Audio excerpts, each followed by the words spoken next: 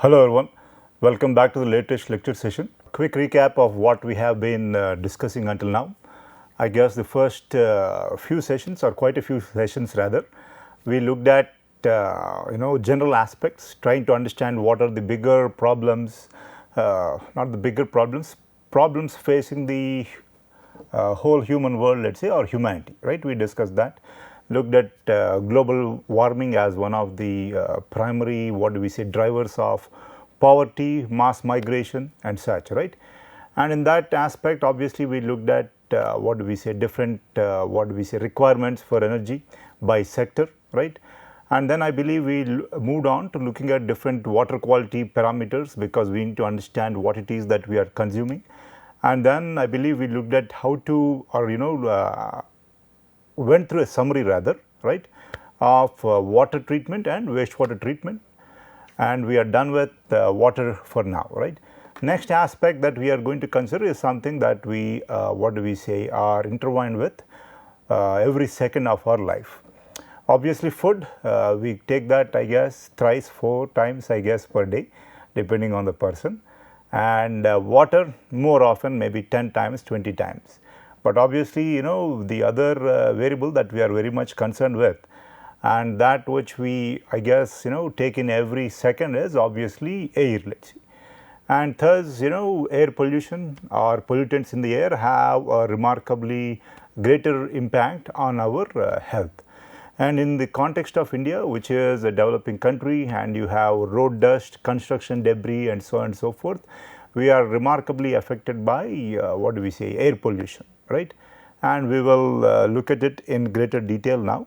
So, just a simple graphic here, I guess. I believe we looked at general air pollution related aspects earlier, and I believe we also looked at the data which showed that I think among the top 20 polluted cities, most of them were Indian, I guess, right? Indian cities. I think 15 or so were Indian. So, now let us start looking at data that is more, what do we say, closer to, or not closer to, relevant to us, let us see. So, again, I guess the date that I have here is since 2 years ago, right. But what is AQI, and what are these what do we say, numbers or such that we have out here? This is air quality index, air quality index. So, even water has one, water quality index, but rarely do we ever use that because of relevance, I guess, pardon me. But air quality index, we do use that a lot. Why? I guess we want to get a brief overview about what is the status of air, let us say, right, because again air quality changes pretty considerably from day to day based on the different sources and meteorological conditions. So, air quality index, here let us say, as you see, this belt is typically relatively polluted, right. Again different causes, we will not go into that out here, but again air quality index, and most of our northern India is typically polluted, let us say, relatively polluted, right. Let us move on. So, typical air pollution scenario, I guess here we have some pictures, but as most people are aware, these are not pictures from, what can I say, abstract pictures rather, right. These are pictures that you can relate with, yes, and I guess because what do we say, it is the new normal, we do not pay as much attention to it as we should, rather we should be alarmed and force our, what do we say, political hierarchy into action. But again, once it is normalized, or people think of it as normal, people do not really pay much attention to it now. But again, the number of deaths, number of adverse effects are increasing. So, one aspect to note is that children are relatively more susceptible, because their bodies and minds are what do we say, yet to develop fully. So, both their what do we say, bodies and minds are going to be affected, that is proven. And another aspect is that the elderly population again are relatively more what do we say, susceptible to air pollution related adverse effects, right. So, one aspect we will look at here, I guess, is our respiratory system. Let us just understand what it is that we have out here.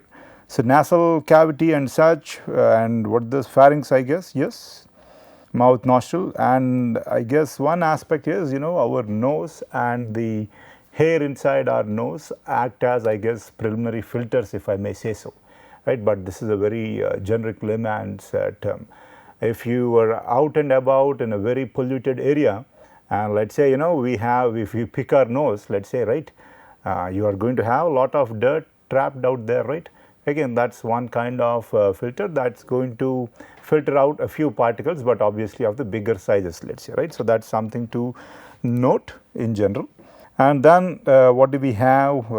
Pharynx, larynx, where we have considerable, what do we say, throat related issues, trachea, and then the bronchus, right. And I guess we have the different, what do we say, respiratory zones or such out here.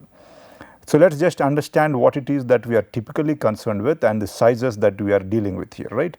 One aspect is we have to take the oxygen or air to the lungs, yes, and then there has to be a transfer of gases, oxygen into the system, carbon dioxide and such outside to leaving the system, right. So that's something to keep in mind. So let's see where we are. Number of branches or tubes, relatively bigger in size obviously.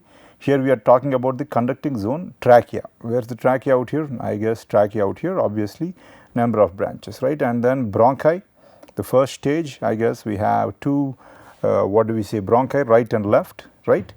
And then we start having progressively smaller tubes for distribution of your relevant air, let's say, right, or conducting, let's say.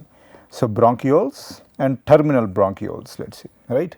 So terminal bronchioles and respiratory bronchioles, when we move on from the conducting zone to the respiratory zone, I guess, obviously, terminal bronchioles and respiratory bronchioles.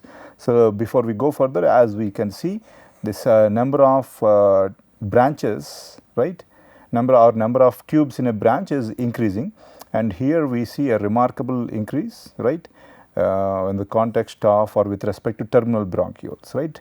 So obviously you can understand the size that we are talking about or get an idea about the decrease in size out here, right. And then we have the respiratory bronchioles, 5 into 10 power 5, alveolar ducts and alveolar sacs, let's say. So this is where the oxygen transfer takes place, the respiratory zone and the conductive zone, trachea to alveolar sacs, let's see, right. So let's move on and look at some typical adverse effects of air pollution. So here we have healthy alveoli, the last chain out here, alveolar ducts and alveolar sacs, let's say, right. Look at the number of tubes in a branch that we are talking about. It's in one branch again, right. So that's something to keep in mind, right. So let's move on. Healthy, I guess, alveoli, this is what they look like, but when exposed to air pollution over time, what do you see? I guess you see bulging or abnormal bulging and such, right. So we have pulmonary emphysema, the air sacs in the lungs, air sacs or alveolar sacs, right. We already had this alveolar sacs, right. What's going to happen to them? They are damaged. Over time, the inner walls of the air sacs weaken and then they rupture, right. So what happens, we now create larger air spaces instead of small ones. So effectively, what does this mean? This means that the surface area of the lungs and in turn the amount of oxygen that reaches your bloodstream is decreased or reduced now, right. So let's say, you want to have greater surface area or contact area for your exchange of oxygen now. But now with respect to rupture or pulmonary emphysema, again prolonged air pollution, let's say, or one of the adverse effects of prolonged exposure to air pollutants. What do we have? We see that effectively the surface area decreases. So obviously now your heart has to function or at a higher rate, if I may use the layman's terms. And obviously again, whenever you have you are concerned with activities that require greater amounts of oxygen within a smaller span of time, you are going to have difficulty in breathing, and then again obviously it is going to affect your whole cardiovascular system too, right. Respiratory system and cardiovascular system, I guess are interrelated, or there is considerable overlap out there, right. So one general example out here, and the other is with respect to bronchial asthma. What happens over time? Again, you have this obstructed bronchiole. So bronchiole relatively bigger size, I guess here is where we are, right. Again relatively bigger, yes, keep that in mind, higher up the chain with respect to conducting the oxygen to the relevant parts of the lung. And what is happening out here, again normal bronchiole and obstructed bronchiole, you see what is happening out here. So, normal bronchiole, the cross section, I guess, right, you cut it open and look at it from the sideways, right. What does it look like? Well, I guess you have a muzzle out here, right, and a membrane out here, yes. But with respect to the muzzle in what we say obstructed bronchiole, what do you have out here? You have muzzle that is in spasm, right, and obviously you will now have or experience swollen mucous membranes and thick secretions, and obviously the air or oxygen cannot pass through this obstructed bronchiole. And again typical cases of asthma are remarkably aggravated and during or when exposed to air pollutants, let us say, that too at higher what do we say concentrations of air pollutants, and so people suffer considerably, or the effects are exacerbated. In elderly it can lead to death, and severe cases and what do we say adolescents or most people with pre-existing asthma, let us say, they are going to be remarkably susceptible, I guess, right. So, that is something that you have, it is going to contract, you are going to have swollen mucous membrane, and thus you are going to have what do we say little to no oxygen reaching your relevant lung, right. So, again let us move on. Obviously air pollution and public health are obviously interrelated, it is a no brainer, and we discussed this earlier in great detail too, that air pollution is a major killer in India. I think we looked at data, it was pollution, I guess. When we say pollution, typically air pollution and then water are what we are talking about. Difficult to say which is which because we do not have epidemiological studies, but there is enough data to suggest that air pollution is the greater driver of pollution related deaths in India, let us see, right. Let us move on.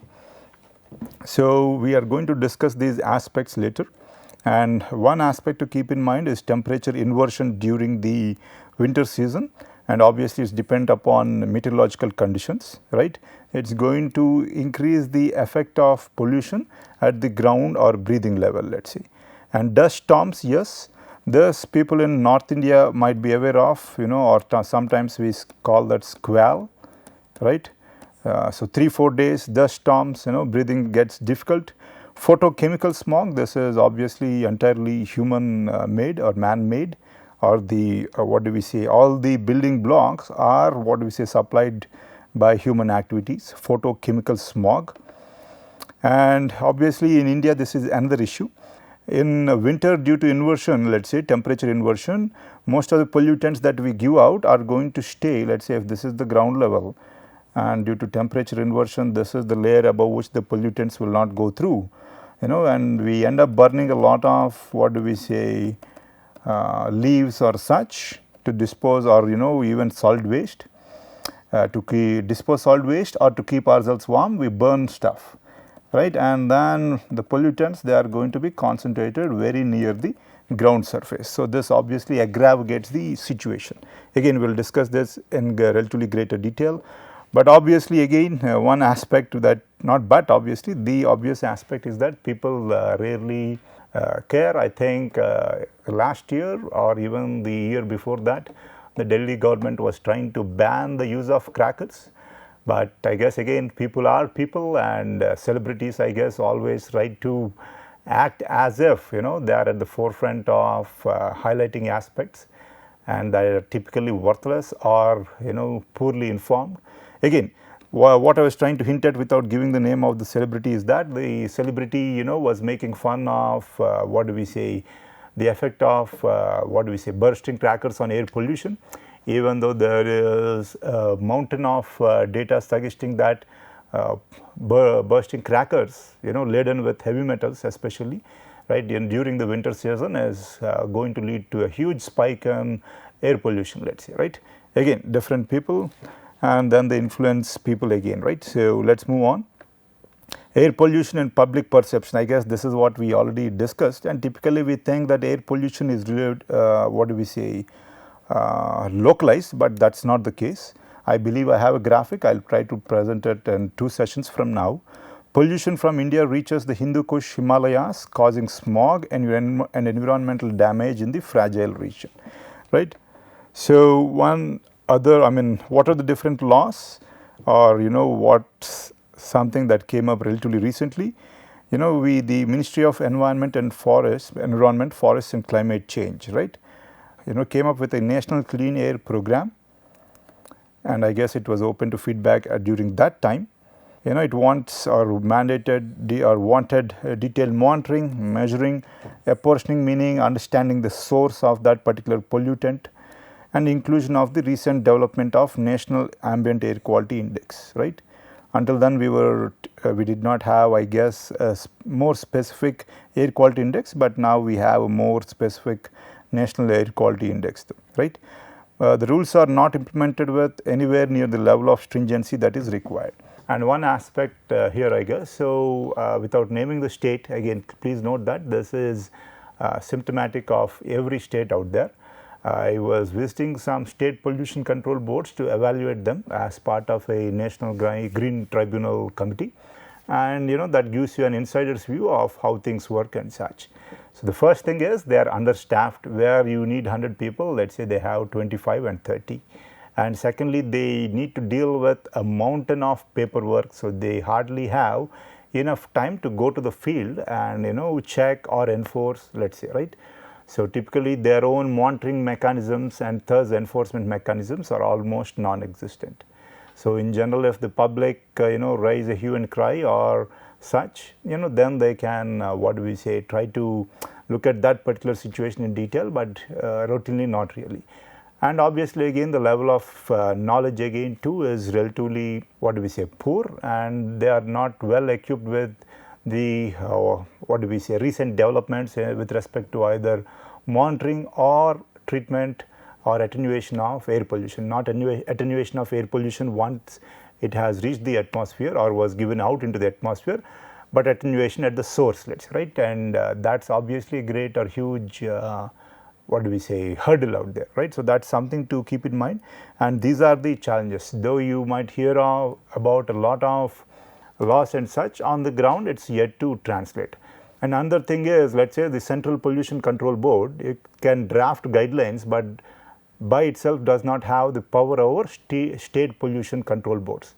Obviously, we are in a federal structure. But one issue is that the states obviously are not in great shape with respect to the economy, not just now in the corona relevant economic crisis, but even in general, let us say.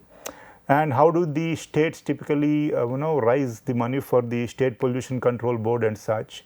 The state is not going to keep doling out money now. So, typically the State Pollution Control Board has a corpus, let us say 50 crore, 100 crore or 200 crore depending upon the state, but keep in mind that this amount has to cater to the needs of the salary of the relevant employees and all the needs, right. It is not just for, let us say, buying equipment to monitor and such, let us say. So, these are some of the considerable challenges or practical challenges out there. And with respect to air quality though, the number of monitoring stations that we have is abysmal.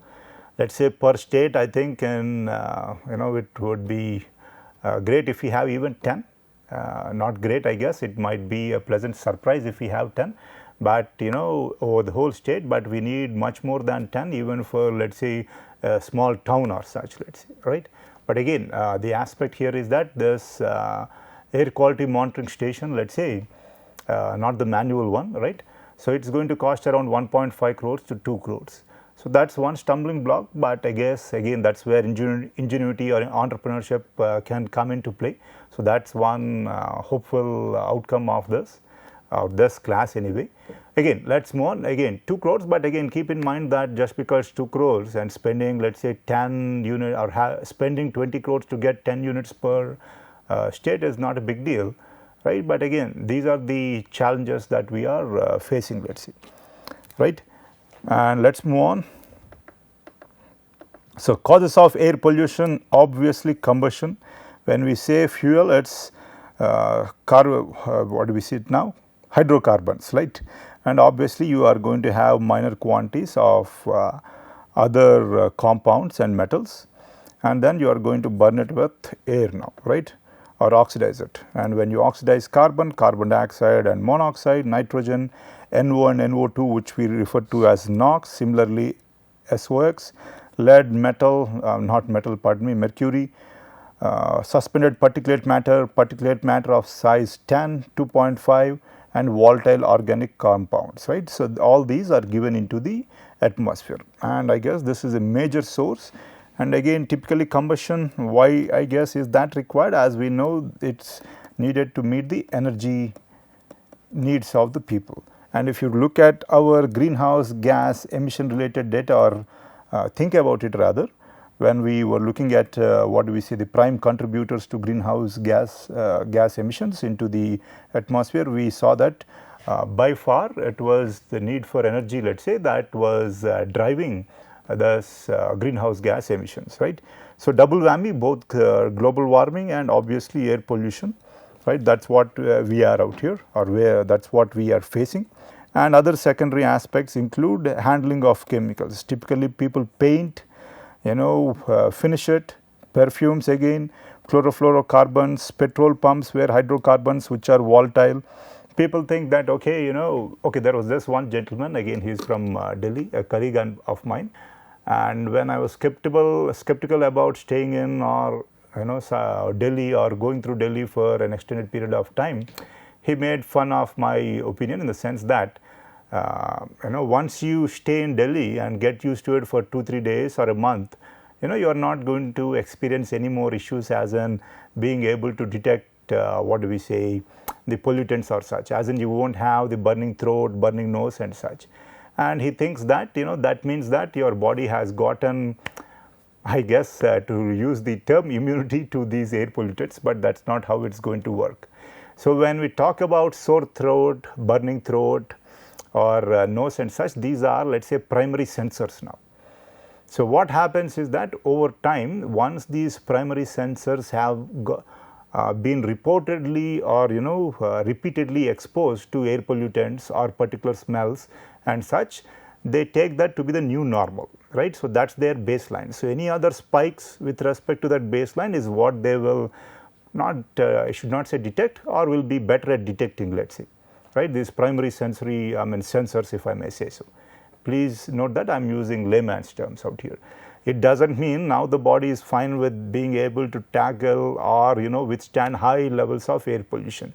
It is chipping away at our immune levels, it is chipping away at our, what do we say, whole body, cardiovascular system, respiratory system, every second, let us say, right. And we are going to face these effects, or the person who is living in a region with remarkably high pollution is going to face these issues over time. Let us say they can be just common cold or such, or high inflammation in their bodies.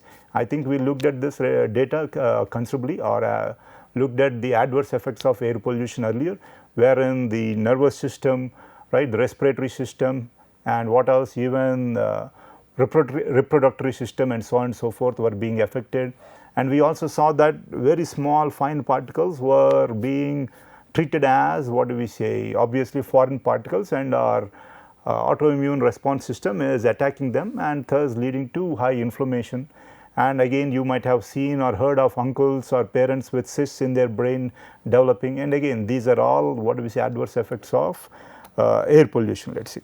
So, just because your nose does not detect something after being exposed to it continuously for 20 days does not mean that your body is fine with it or has immunity to air pollution. So, that is something to keep in mind. Cement handling, because in India we have, construction and roadside debris is a huge source of this particulate matter, right.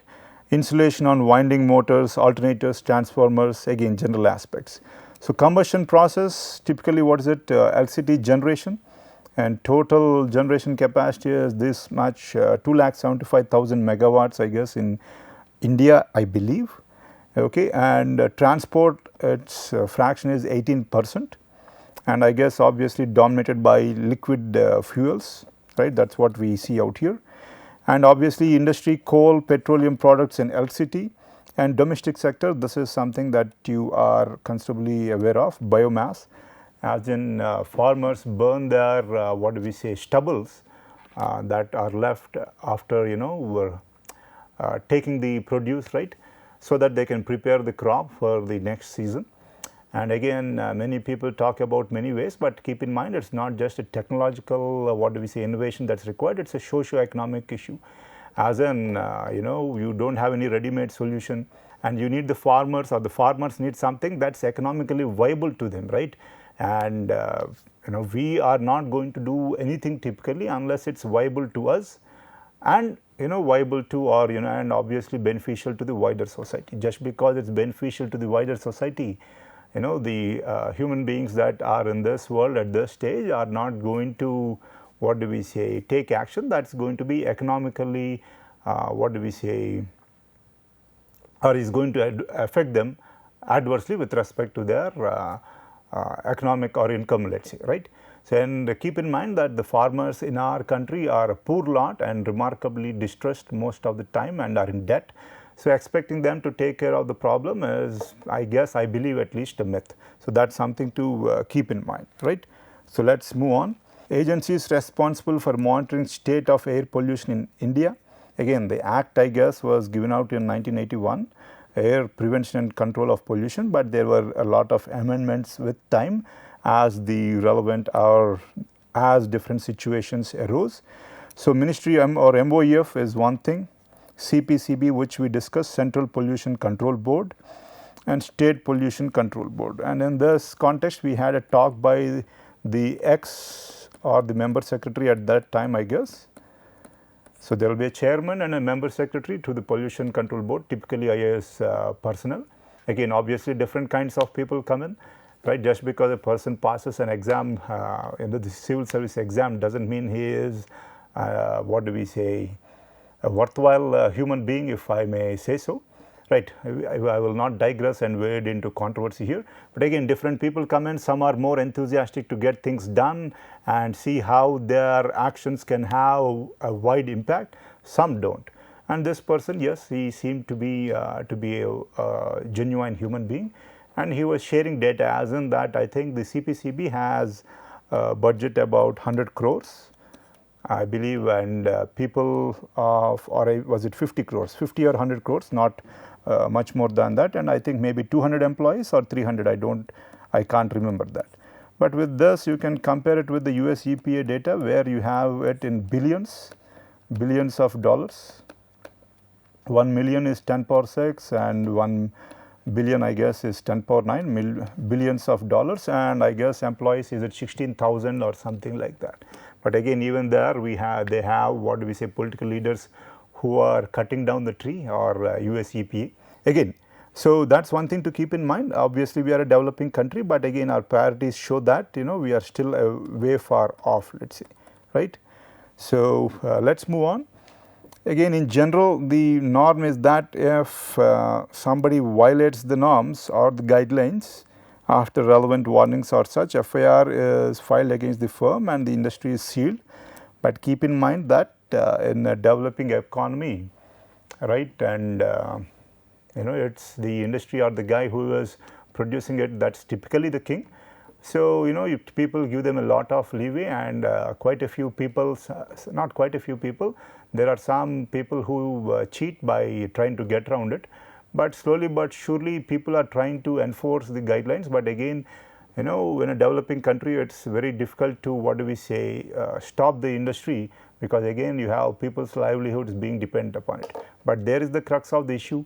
If you do not do so, the long term health and the future generations are going to be affected, let's say, right. So, that is no win-win situation, I guess, but that is why you need to look at it from the start, as in make industry and knowledge, not industry, pardon me, make the what do we say, knowledge available to the industry now, right, knowledge about how to treat it or how to control it at the source, and we are looking at economical solutions, not just imports, which are typically very costly, right.